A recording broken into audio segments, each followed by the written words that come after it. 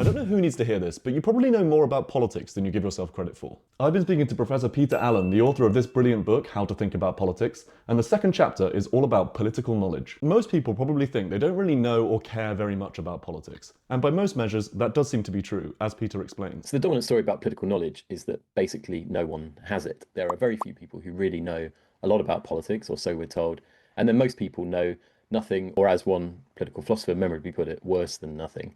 So most commonly, if you do a political knowledge test, you'll be asked questions like, who's the Speaker of the House of Commons?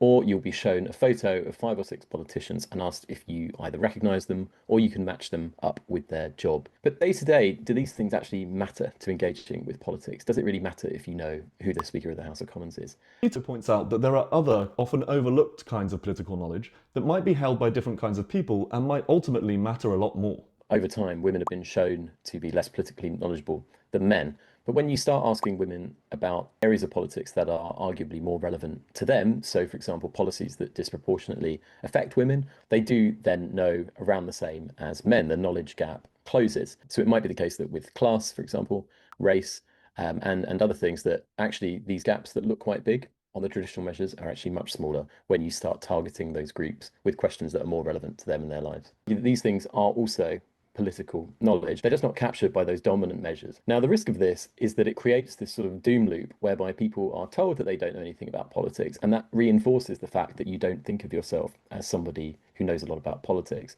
And that, of course, is something that we really shouldn't want to happen in a democratic society. Follow me to make sure you don't miss my videos with Peter about the other chapters of this brilliant book, and if you find it interesting, make sure you go and check it out.